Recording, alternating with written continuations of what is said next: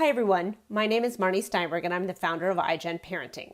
I want to thank you for being here for our third virtual session. A quick recap for some of you who are new to the program. I launched iGen Parenting last summer as a monthly in-person parent education program addressing the issues facing kids today. The first session of the series was August 2019. And like many people, due to the coronavirus outbreak, I had to cancel the in-person March and April sessions. When this hit, I reached out to some of the mental health professionals I had worked with on the live sessions about doing virtual sessions. Today, our presenters are high school counselor with over 20 years of experience, Allyson Adams, and school psychologist, Cristina Ramirez, who has 26 years of experience in education and 14 as a school psychologist. With that, I'd like to hand it over to Cristina. Thank you, Marnie, for that great introduction. And also thank you, iGen Parenting, for sponsoring this event. So we want to open today's discussion, and we really mean it to be a discussion. So please feel free to ask questions if you have any. But we want to take a look first at the teen brain.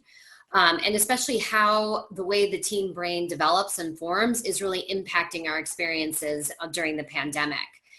So over here we have a visual of the brain, and if you take a look, what I'm going to specifically talk about is the development of the frontal lobe, which is still under development during adolescence and tweened into the teen years.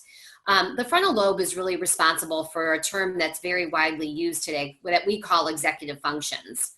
It's responsible for decision making, emotional control, things like organization and planning, impulse control, all those things that impact how we behave and how we act. One of the reasons it's really important to consider this during COVID-19 or during the pandemic is that a lot of the things or the cues that teens and tweens need in order to organize themselves have essentially disappeared. We have lost kind of the schedules, the wake up times, the schedules for school, the bell ringing, the teacher cues of folders and all those kinds of things, which help keep us all regulated, have essentially disappeared, and we're all working from our homes. So when we think about how the brain develops and we think about teens and tweens, we really have to consider during remote learning how different that really is and how the teen brain impacts a teen's ability to participate in activities such as e-learning, and also how it impacts their socialization. So things that may seem out of the ordinary or maybe something that you've never seen before are in reality just a part of normal teen development that is impacted by COVID-19 or the pandemic. So I'm Allyson Adams. Thanks, Cristina. I'm going to talk to you a little bit about remote learning. So this is what you might have imagined remote learning to look like. But what remote learning actually looks like in your home may look like what the following slide when it appears. But as many of you, as I myself am experiencing in my own home, I have a senior in high school and I have two college age students, one graduating from college, one sophomore in college, and then a senior in high school that would be graduating. So I can certainly relate to a lot of what is going on. But in regards to remote learning, even though we have this, how we would imagine it to be and then what the reality is, that being said, how do we make that environment as positive and productive for everyone in the home? Depending on who's in your home, there may be multiple people working and multiple kids doing remote learning who may be of various ages with different needs. So some different things to keep in mind and how to make it a better productive environment in your household. It's really important, even though we don't have those typical routines that we've had, to set aside a space for learning, finding, a space each day that your child could be in. Everybody in the home is trying to share the space. As a parent, being aware and checking in with your son or daughter about their schoolwork and classes. Obviously, most teenagers don't need help necessarily with their actual schoolwork. But showing an interest, it's important that you make sure and you stay on top of that they're reaching out to teachers and that they're still staying connected to the educational environment. Really important, providing breaks. It's really okay if your child is not sitting in front of the computer for 2 hours straight or working on homework consistently, taking breaks, finding what works for them. Also, something that I've encountered as a counselor is there needs to be some kind of remote learning etiquette. Most of these kids are working in their bedrooms. So keeping that in mind, being aware of the space that they're in, what they're wearing during virtual meetings, what their bedrooms might look like, and even who's in the room at times when they're in virtual meetings. Overall, it's really important to be flexible. This is hard for everyone. There's no right or wrong way to do remote learning. It really is trying to find what fits and works in your home. The other thing, and Cristina mentioned about the teen brain, is just how they function as far as their executive functioning and how they function as far as socialization. So social distancing, we know just as adults how hard it is to do the social distancing at this point. So just imagine how difficult it is for young people. For young people, their peers are often their lifeline. Many kids rely on their friends more than their parents, teachers, or anyone else in their life. And this is so normal. So keeping that in mind, the fact that your son or daughter might be spending hours in their room isolated from the family is not unusual at all. But it's super important that as parents, making sure that your child is still connecting to the outside world is really important. So some ways that you can help your child during this time, since they can't do their typical ways of socializing, that's definitely been affected. So some things that you can do to help them balance that.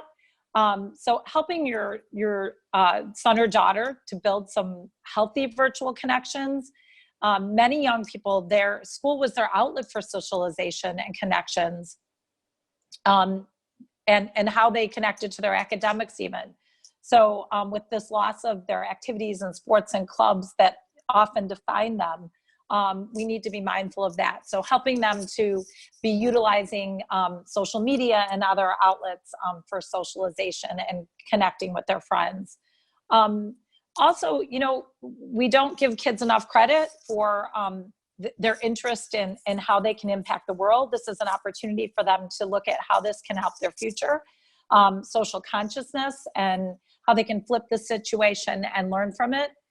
And then helping them to find their creative side, other hobbies. I've talked to a lot of my students during this time, and I've asked all of them, like, what kinds of hobbies, what kinds of things have you tried to tap into or do since you've been home? And I've had a lot of students tell me about how they've been baking or they've been scrapbooking, trying to do different things. So we have so many access to different things through the internet.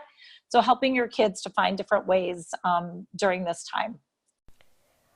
Hey, Allyson, we have a question. It says, my son is a senior. He sleeps until 4 p.m. because he stays up all night playing video games with his friends. I've tried to get him on a schedule, but he doesn't seem to follow it. How important is it to maintain a schedule for kids this age? So I live that life. I have 2 boys, a sophomore in college and a senior in high school, and video games have been a part of our life for a long time. So I know those late nights with video games. What I would say in general, whether it's video games or staying up watching movies late, everybody is affected by this, and we all are living in a home together. So it's really important, to avoid power struggles, come up with a plan that works for everybody. Realistically, teenagers, they're nocturnal, they're going to stay up later. So coming up with what's reasonable. Every one of my students I've talked to, they're all trying to sleep in late. I've heard this complaint from many, many, many parents. So you're not alone. So I think what's best is what's coming up with what's reasonable and works in your home. And rather than fighting it, coming up with something that everybody can agree upon and know that this is kind of a normal situation for the current times that we're in. So social emotional well-being of our teens and tweens, and I think this is pressing on everyone's mind right now, is how is this impacting our teens and tweens during the pandemic?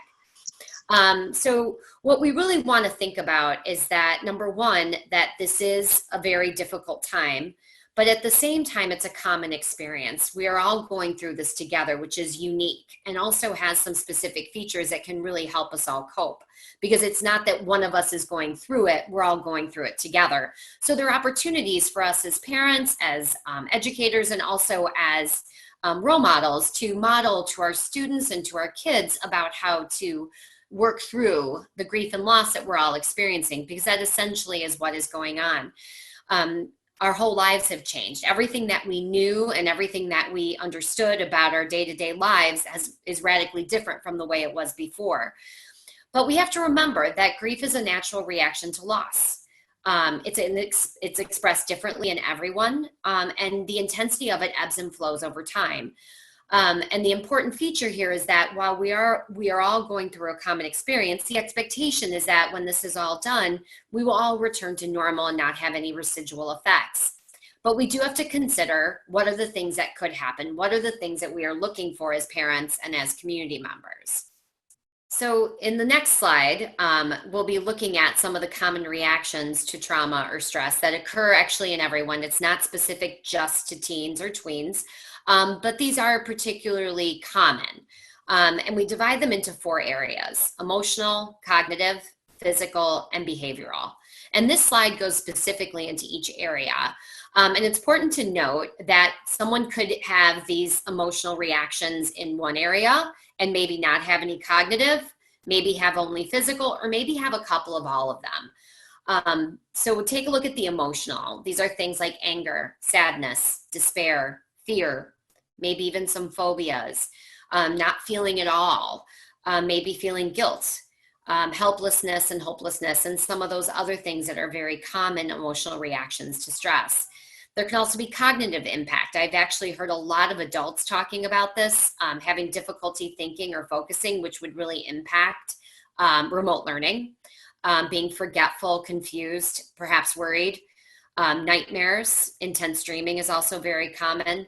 And I think decreased self-esteem and decreased self-efficacy are things that we have to be aware of. And self-efficacy is this idea that I can solve problems on my own. Some physical things could be fatigue, insomnia, feeling always on guard, some aches and pains or illness, loss of appetite. Some individuals eat more than others, and also can impact our immune response. And the last one is behavioral. We can see some isolation, some social withdrawal, peer conflicts, decreased participation in family activities, attention seeking, crying, risk taking, and aggression. It's important to note, though, that these are all normal reactions. The issue is, do these reactions impair our daily functioning, or do they last longer than what is considered average or of the norm? So thinking about these reactions or stress, we really want to think about how this impacts the teen or tween. And one of the things that we have to recognize is that COVID-19 doesn't discriminate. It impacts all of us. It also impacts the way we develop and the way we change over time. But really considering how we as parents could become more aware, and also find, when does this become a problem, like looking for warning signs in particular. One of the questions I have heard a lot of are things like, what are things that teens can do? How are these hotlines? How do these work? But one of the things that I want everyone here to remember is that all teens are experiencing this trauma, and everyone has a potential of developing symptoms of PTSD. And this is where we as parents and community members can really get involved and help our teens build resilience. Although there might be some youth that usually thrive and do well and have stronger coping skills, could really be struggling at this time. And our goal really is to help and support them to get through this difficult time, helping them develop coping skills so that when this is all over, they're ready to face the world again and feel ready and prepared to deal with school and also the new landscape that we will all be experiencing. One of the things I started to talk about a little bit earlier is students reaching out. And in the next slide, which will be up soon, we have a picture of the amount of students who have started to reach out, which at first, when I saw this slide, as a parent, as a community member, as an educator, at first I was like, oh my goodness, this is really a drastic change. But the reality is, it tells us that teens are asking for help, which is what we want them to do.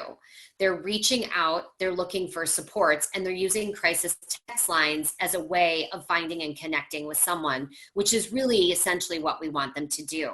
So if they're not seeking out support from us, if they would be at school, they'd be seeking out support from school members. But here we see that teens are reaching out. So when should I be concerned? When should I, as a parent, maybe reach out? So some of the things to keep in mind are things like if your teen or tween has lost interest in all activities, is maybe not engaging in things that they used to really like before. If they are showing excessive worry, excessive crying, excessive isolation, maybe being too clingy to you are things that may be signs that you need to ask questions or seek out outside support. Things like irritability or extreme anger or sibling rivalry, sibling fighting, talking about COVID-19 daily, things like that are when we as professionals start to become concerned, but you as parents at home can notice these things and also reach out for support. So, Cristina, we have two questions with regards to social distancing. First, I'm not asking your opinion on social distancing, but the question came in about how to handle it with this age group, with kids wanting to connect beyond FaceTime and seeing their friends in person. And then second, going along with that, and also the warning signs we just discussed, someone wrote in about a question who had a teen who relied heavily on activities to be social with school without making close connections, and she's feeling frustrated she can't connect with others, and the mom wants to know how to help her through this social isolation period. Yeah, okay.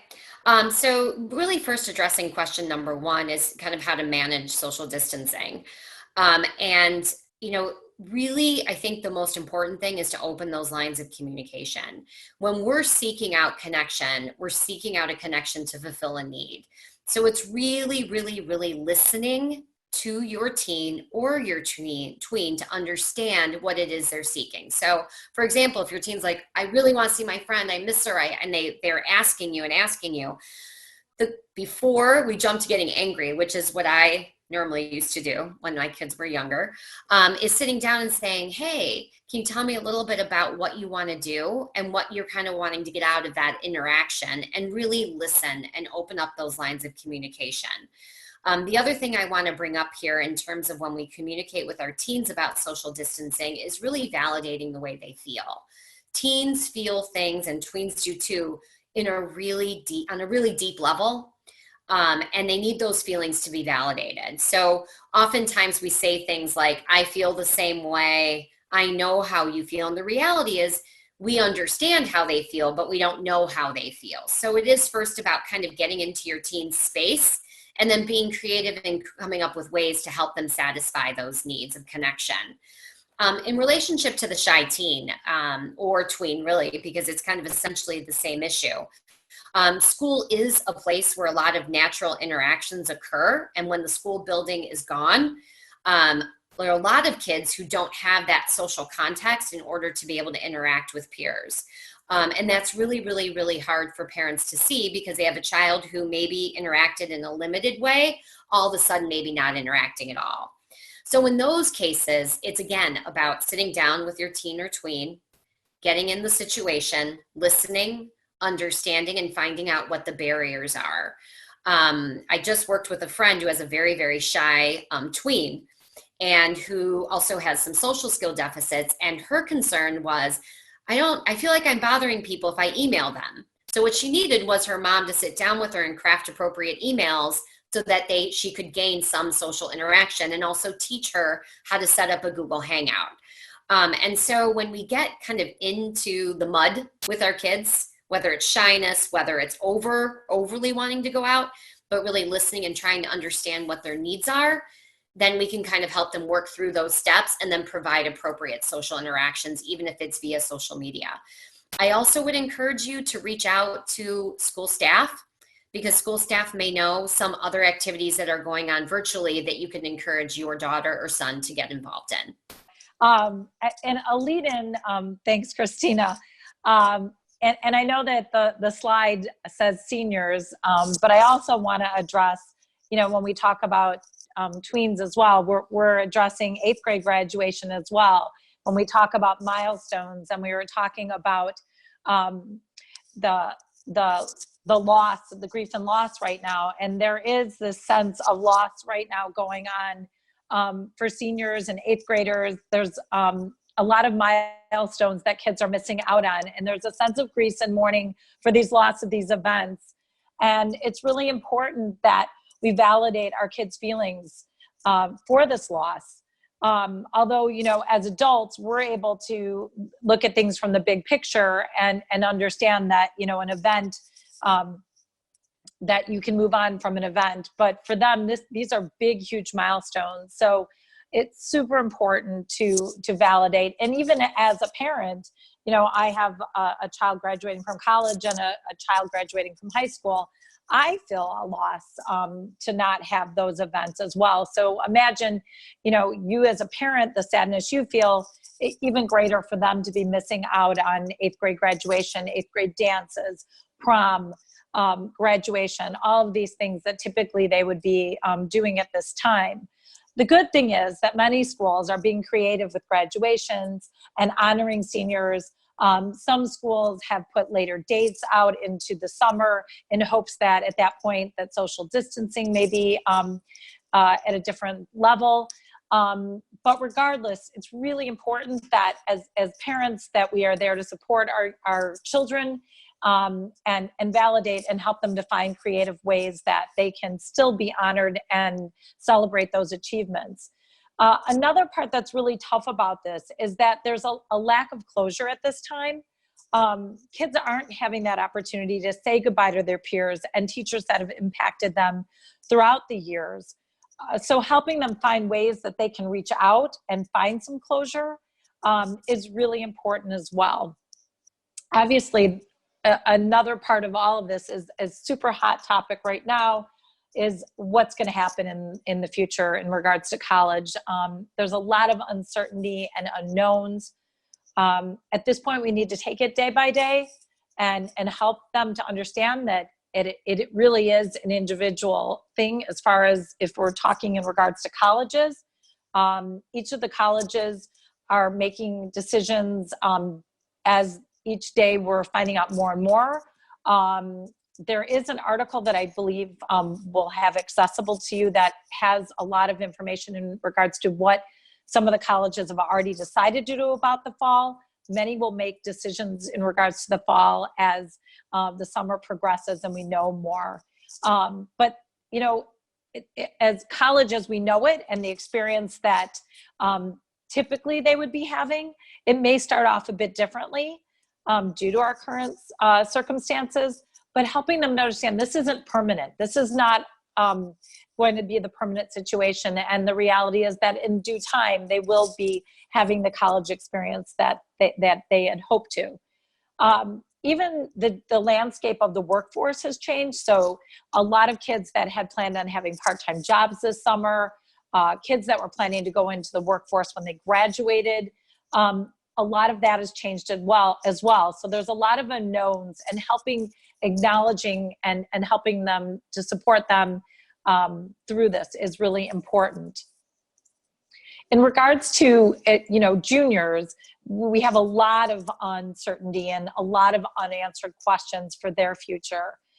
Junior year has been considered normally one of the most important years of high school. So I've had a lot of my students and families reaching out in regards to what's going to happen, SAT, ACT, testing, college admissions, a lot of questions. And a lot of it we just don't know at this point. At this point, SAT and ACT, College Board and ACT have canceled all test dates. So it's just important to stay on top of things, to look out for changes in when those tests will be accessible. In regards to college application process, already many colleges, I'm getting emails daily from colleges in regards to admissions process. Colleges are taking this into account. So I want to assure parents and students that colleges are going to be looking really differently at how they do the admissions process for the future. And, you know, a lot of different schools are doing pass-fail. There's schools that, you know, potentially they had different ways of doing the grading. So all of this is being taken into consideration. College visits aren't going to look the same. Kids can't get on campus. So a lot of schools have already set up virtual tours. You know, and the creativity that all of the schools have done so far has been really terrific. So for each individual school, just reach out and look at what they have. And again, back to the work and summer opportunities, the same kind of thing for your juniors. It's just being flexible and knowing that things are going to look a little bit different at this point. Hey, Allyson, we have 2 more questions on the slides you just covered. One is, my son is 18 and a senior in high school, and this has not been a good week. The reality of missing the rest of his senior year and the end of his baseball season is taking hold. Any ideas to boost him up? And the other one is just more input on the junior experience with regards to testing and college applications. Sure. So in regards to, you know, I think I've talked to a lot of my seniors, and I think this week, like or last week in Illinois, they had officially announced that our spring sports were canceled. So there's a lot that they're trying to wrap their head around. But I think that helping them to kind of flip it and look at all of the positives, like a lot of schools are doing a lot to showcase what kids have done. So highlighting the positive things that they've done, looking at different ways that you as a family can celebrate them, ways that you can connect them with their friends, and knowing that in the future there is an end in sight to this. Right now it's just really difficult, and also putting it in perspective that all of the seniors, everybody is going through this together collectively. You know, kind of puts it a little bit more in perspective, but I think acknowledging that it is difficult.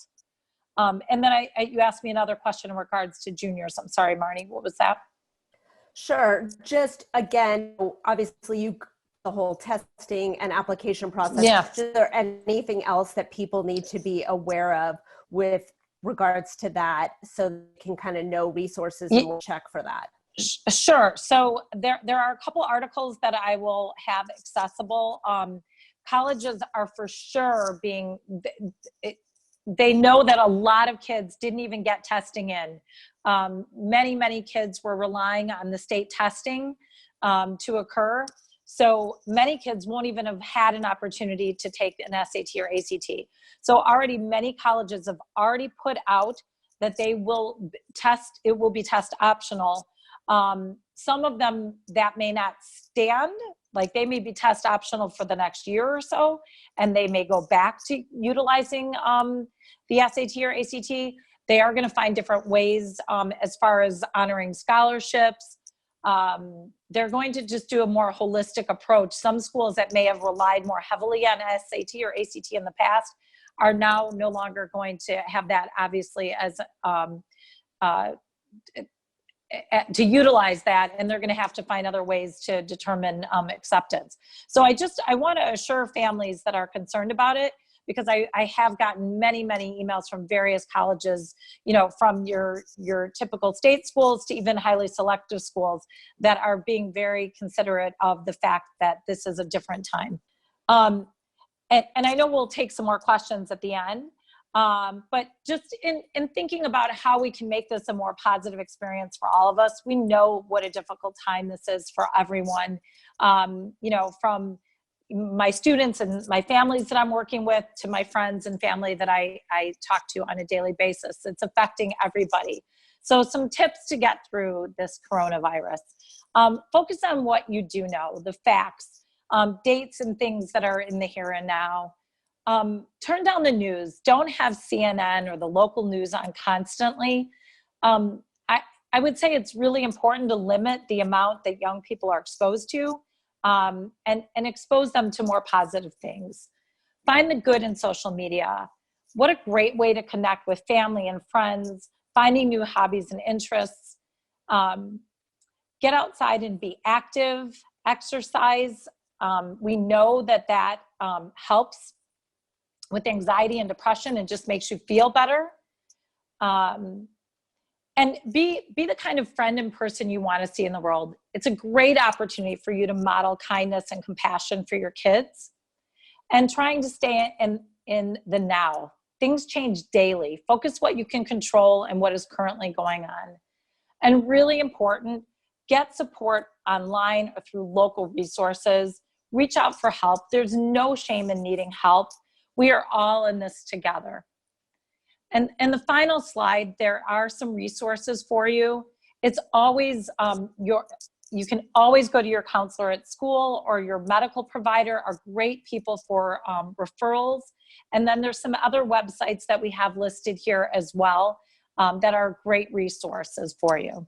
We had another question come in on the chat, and it says, what are your suggestions if your child has fallen behind in schoolwork in regards to motivation without it becoming a struggle and having him be dismissive?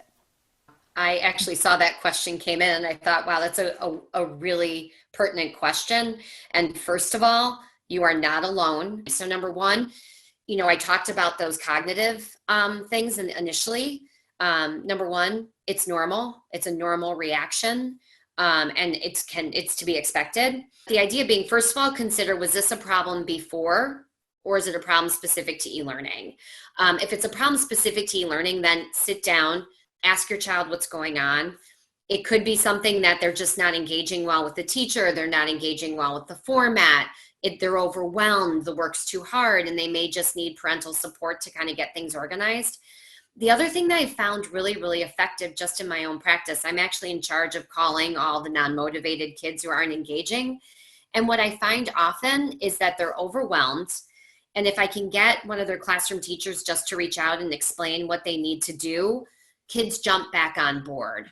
And I usually tell teachers, and I tell parents first, how your child's doing emotionally far outweighs all the academics. So you really want to first understand how their emotional health is, and then start working on the academics.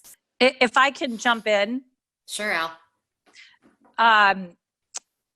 I wanted to say, I think someone was asking a question about third quarter grades also. Yeah, I just saw it. Yeah. Yeah. Yes. Yeah. So I'll address that as well. But I wanted to say, in regards to what Cristina was saying, I oftentimes email teachers and let them know what is it specifically that a student really needs to do in order to show that they have knowledge of that class, and what really do they need to have to maintain a particular grade.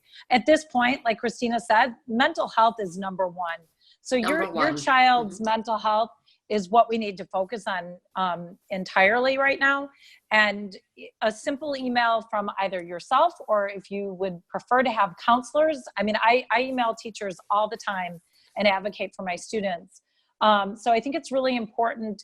And teachers, oftentimes, if you email them and let them know, like, hey, can we find out what assignments are most important at this point that my student does, are really important at this point, so that they can maintain good mental health. As far as the third quarter grades, I have addressed this many a time since this began. So what I would say is, any of my students, because I have a lot of students that are doing really well, and the way that we're doing things here in Illinois is, as of April 6th, whatever grades you had, those grades stay, and you can only improve upon your grades. So you can't be penalized for any of the schoolwork you're doing beyond April 6th. So any of my students that I've talked to that are like, well, hey, Miss Adams, like, I have A's. I mean, come on, why do I need to do anything? I've said, you know what, it's really important that you continue to stay engaged. I've said to them, like, hey, isn't it nice to see like your teachers, your classmates? And they're like, yeah. So at a minimum, I've suggested that they at least email or make contact with their teachers. Obviously, and I've explained to some of the teachers as well, even us as adults, if we know we don't have to do all this work and we've already got an A, of course, it's human nature. We're not going to do much more. But I think communication is key. So I think it's important that at a minimum that they're emailing teachers and staying connected somehow or another. We really want to thank everyone today. Cristina and I both, besides working at the same high school together, on the side, we do some college counseling. So if anybody has additional questions or anything that they'd like to reach out to us about, we are here to help. I'll let Cristina explain a little bit more. Sure. Thanks, Allyson. In addition to doing, so we do the college planning, but we also work with students who also have IEPs or maybe 504s and finding the right fit, and then also providing the testing and evaluation for those colleges that require those. I want to thank everybody again who joined today's iGen parenting session. I'd also like to thank our speakers, Allyson and Cristina, for today's presentation. I hope you all found it informative. If you have friends who were unable to attend, please share the YouTube channel with them to watch the recording. Also watch Facebook and Instagram and your email for details on the next iGen parenting session.